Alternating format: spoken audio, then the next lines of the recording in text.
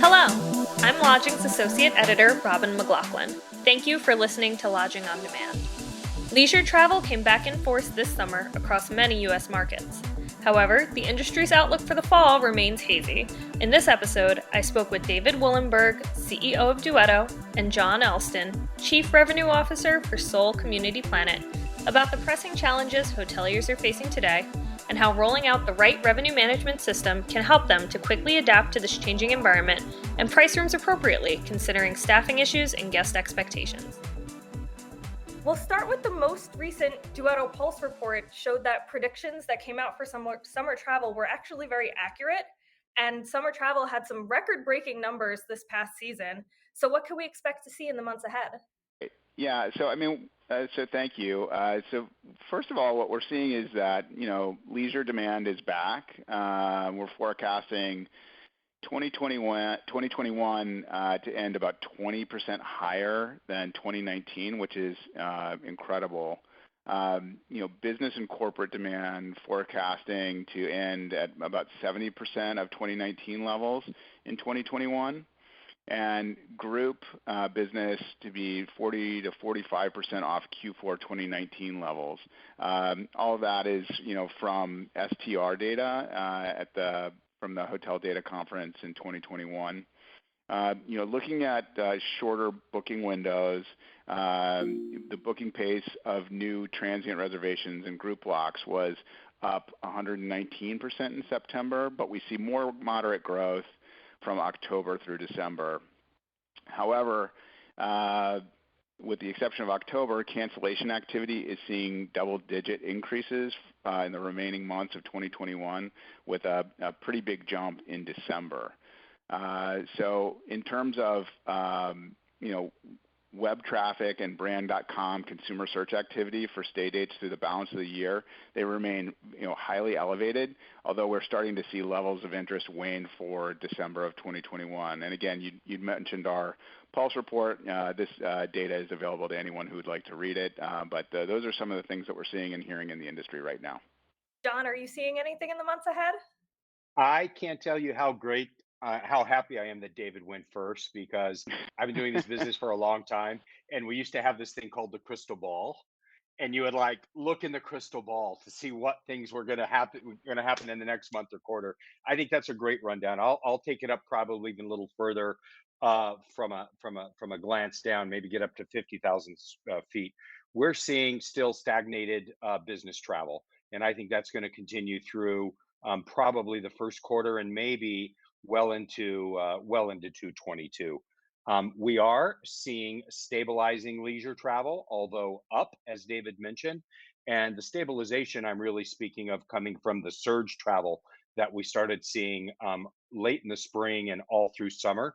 Um, and I know we're going to get into pricing and talking about that a little bit, but because pricing really didn't wane during this surge travel, and now more and more inventory becoming available as I hope employees come back to work. I think we're going to see a little bit of an extension in the summer travel, and it's not going to be as strong, but I think we're going to see that extension of people that maybe didn't want to spend the big bucks in the summer when rates and surge pricing was accomplished with the high demand. So I think we're gonna see some stabilizing there. We are seeing group cancellations, and I don't think that's a big surprise, especially in the regions West Coast where our hotels are at, from Southern California up to the Pacific Northwest.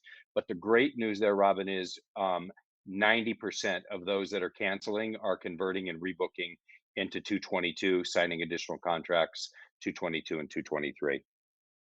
That is good news. And going off of that, as travelers ventured out and took more trips this summer, and now we're starting to see leisure stabilize, as you mentioned, John, did you notice any shifts in traveler expectations? John, we'll start with you. Hmm. Okay, thank you. We definitely saw a louder, more boisterous customer and guest, and that's because I think twofold. One, the frustrations, wanting to getting out, paying high prices, and then still not having all of the accoutrements and amenities available due to COVID, due to lack of staffing. Net promoter scores across our industry were significantly lower through the voice of the customer. The detractors increased. Um, so yeah, I think that it's been a tough time for hoteliers. It's been a tougher time for a large segment of travelers who went out without adjusted expectations, and it was hard to keep up with that. David, do you have anything you want to add?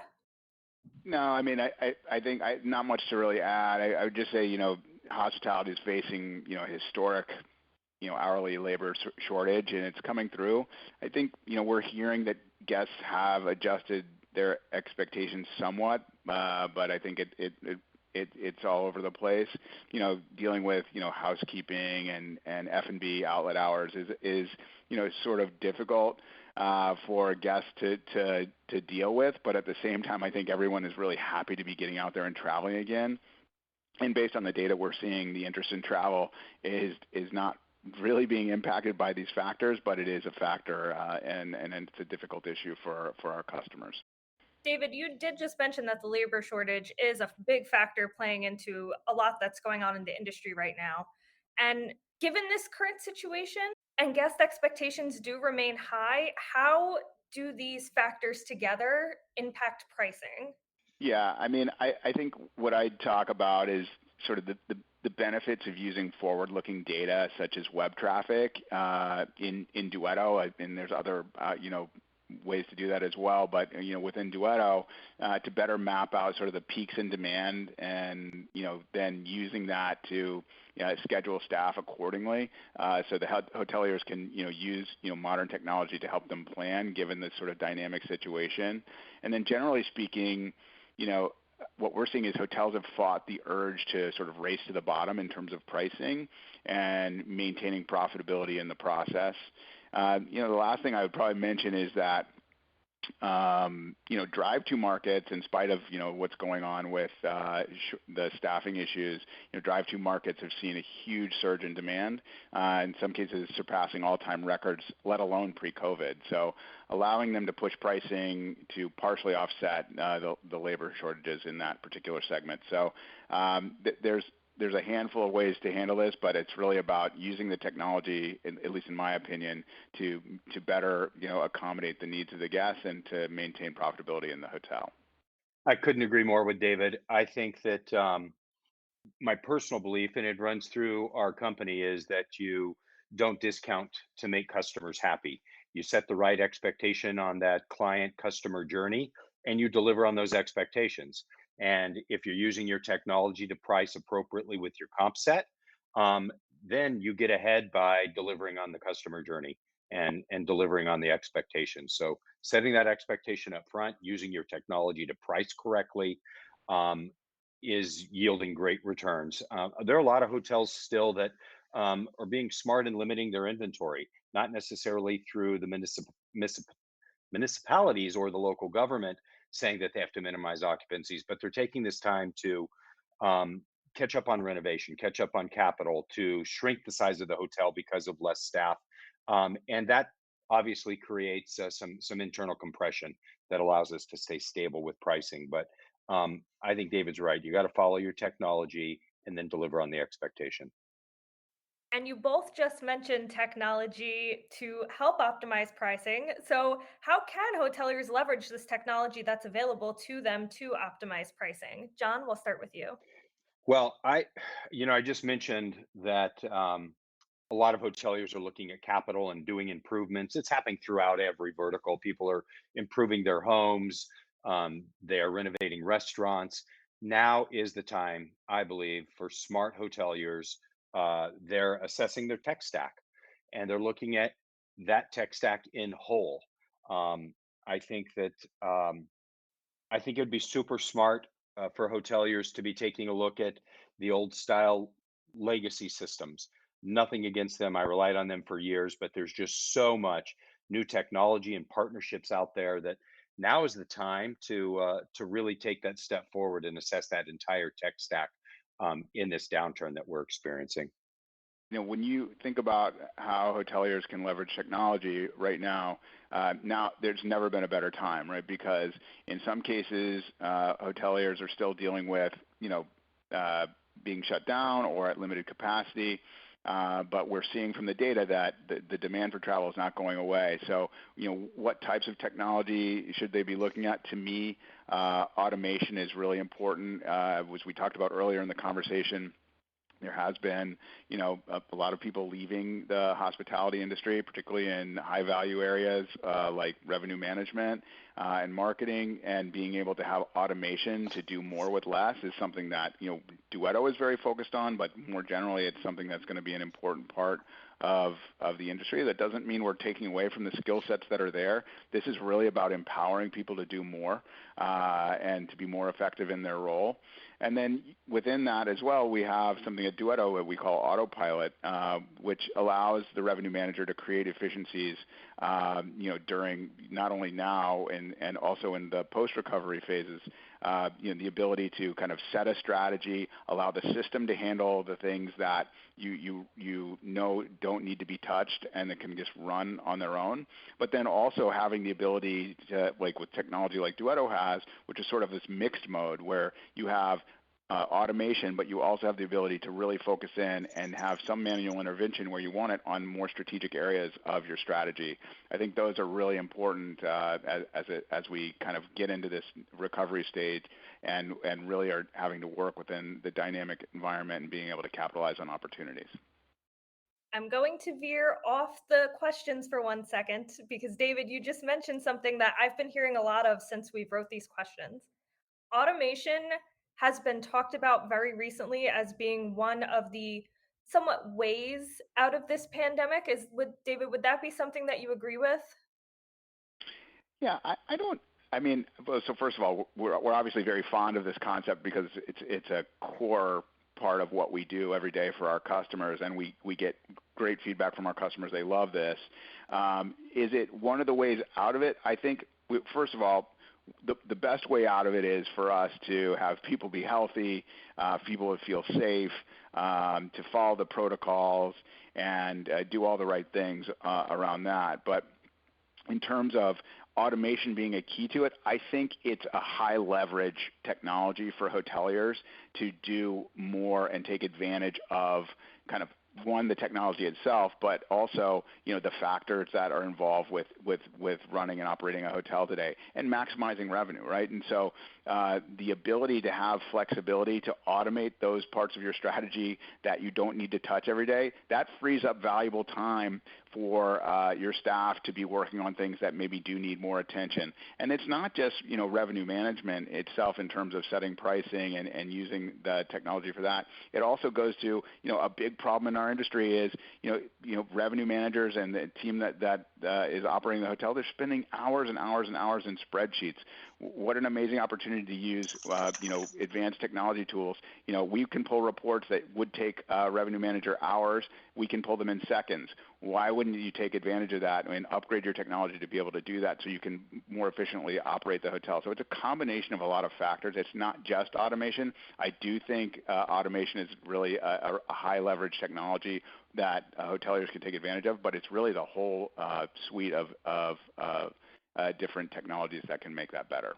John, would you like to touch on that? I would, because I want to say that David's earlier point about business expanding into those drive markets, secondary and tertiary markets, is absolutely true. And most of our portfolio are in those secondary and tertiary markets. What also comes with those secondary and tertiary markets are smaller hotels. And I absolutely love that there is technology at the level that Duetto performs available for small hotels. I can't stress that enough because I've had to go through in smaller hotels in the past where I couldn't afford a legacy system that was tens of hundreds of thousands of dollars sometimes. So we had to do a lot of manual work. And usually what comes with those smaller hotels is fewer resources. What I absolutely love about technology today, and David's company really leads with this, is the opportunity to put this level of technology that he just explained in any size hotel and be able to afford it. So super excited about being able to share that throughout the entire industry and not just in large casino hotels or gateway cities where budgets are high and tech stacks are are exorbitant. So I think that's really super cool. Perfect. Thank you for weighing in on that. I appreciate it. And can you touch on forecasting models used in revenue management systems? How have they evolved over the past year, and what do hoteliers need to know about forecasting and pricing? John, can I start with you? Sure. I love that our current tech stack started with consideration of really the nucleus, the PMS. And it wasn't necessarily that we were picking the PMS as a standalone. Um, we went immediately to who are the partners? Where is the consolidation happening? And where are the partnerships happening within this PMS? And that's really where we looked for the variety. We wanted to see that we were going to be able to have consistency throughout our entire portfolio. And a big part of that, besides the CRM and besides the PMS, is the revenue management system. So finding a PMS at the start then led us to let's look immediately at the next layer of the onion as we peel it back, and who are they partnering with, and are they good fits for us across our scaling portfolio. I think again, smart hoteliers are looking for ways to ensure thoughtful growth, and when we get into that growth stage, and some of us, like Soul Community Planet, our brand is growing thoughtfully into this comeback. We don't want 4 or 5 revenue management systems. We don't want 2 or 3 PMSs. And in the past, lack of partnerships and exposure to systems like Duetto and others has kept us from those scalability points. So super excited about that across forecasting for all of our hotels. Great. And David, would you like to add anything about forecasting models and revenue management systems? Yeah, I mean, I think, well, first of all, I couldn't agree more with John, but, just to add a little bit to it, one of the things that, we focus on with our customers, especially in dealing with COVID and kind of the sort of post-COVID environment and the recovery, being able to customize and personalize sort of your short-term forecasting rules, being able to adjust to shorter booking windows and weighing future forecasts more towards short-term trends, adding metrics like same time last week versus same time last year, which may not, same time last year not being quite as effective, is really valuable to our customers. It's really valuable part of Duetto and being, flexible to help accommodate the unique strategies that our customers have. So, the only last point that I would make is, being thoughtful about annual events and having those dates shifting and months shifting because of what's going on with the pandemic, and being able to use custom date ranges comparisons in applications like Scoreboard, which is something that we have within Duetto, to allow you to track booking pace in these unique scenarios. So it's really about, right now, it's really about flexibility and being able to be dynamic and be able to be agile in this kind of quickly changing environment. So we're excited about being able to help our customers with this, and those are some of the things I would mention related to it. With hotel teams stretched pretty thin right now due to the labor shortage, hoteliers may be a little hesitant to adopt new systems. How has the rollout of new technology changed in the past years, particularly over the course of the pandemic? David, can I start with you? Yeah, sure. I mean, at least what we're seeing, I can't speak for everyone, but we've actually seen some acceleration in terms of tech adoption. Sort of as hotels realize that they need to up their game in order to remain competitive, for not only now but for when demand returns. And I think that's a really important point. Is sort of now, especially if we're seeing a lull, to be able to invest for the return of demand. We've continued to see a steady rise in new brands coming on board to Duetto, which is obviously a great indication for what's going on in the industry as it relates to tech. And our onboarding of these clients has become even more efficient, which is something really important in terms of how hoteliers think about technology investments. They want to get to an ROI really quickly, so our ability to bring customers live really quickly is really important. And then, we did see an emphasis on, new customers and even existing customers that were bringing on new hotels. They wanted to onboard them onto the technology while they were closed, actually, which is, a really great opportunity to do that where you can focus on it. It's a perfect environment for training people on the technology, testing new systems and new integrations. So I don't know, John, if you'd have anything you'd want to add to that. I don't know. I don't necessarily know if it didn't exist in the past, but I will tell you a focus of ours in the forecasting side specifically is being able to hone in very specifically on each comp set in each different market. If we want to focus on ADR index, the system, as an example, like we're using with Duetto, allows us to focus on the ADR index. It allows us to adjust and move over to the OC index, which in return drives the overall RevPAR. So it has become easier with technology. We've been able to do more with less. I will tell you where I think the big advantage and the winners in the tech space are going to come. Everybody will talk to you about AI and what they're doing with their models and their next product that's coming out. But tech companies that can differentiate themselves with their people are blowing my mind. It used to just be you would sign a tech contract in your tech stack. You would never see anybody until that renewal time came up.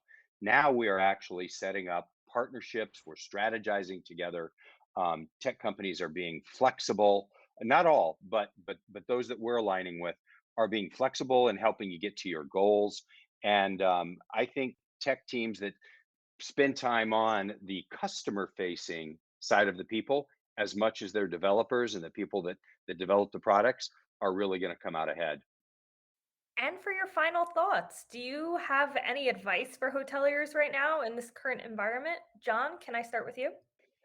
I would just say, simply put, don't give up. We're in one of the hardest industries. Give control back to your teams in the field, right? They need to have control to run the operation and get the results. Don't give up. There's light at the end of the tunnel. I think that there's great opportunity for us in this business now to be disruptive. And this is a hard business to disrupt, right? Like it's not rocket science. It's clean rooms clean, hot food hot, cold food cold, deliver on the expectations. Take advantage of technology. Take advantage of this time to reassess your needs for scalability and growth in the future. But most importantly, if you gave up on the business, come back to it, because it's going to be a good place to be in the upcoming decades. David, anything else? Yeah, I mean, I guess for me, I always want to just say thank you to people in the industry. John's right. This is tough, but you've got people that do love the industry. They're out there on the front lines every day, and we've learned a lot about COVID and how to be safe.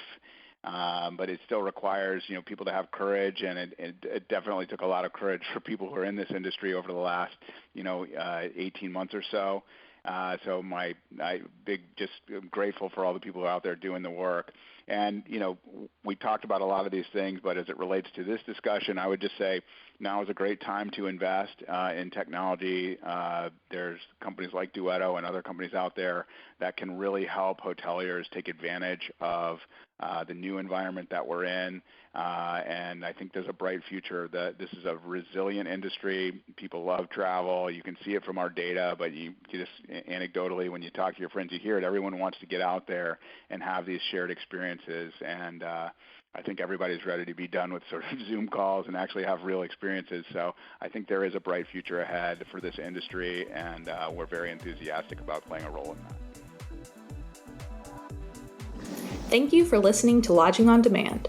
If you want more content like this, subscribe to Lodging Magazine on YouTube.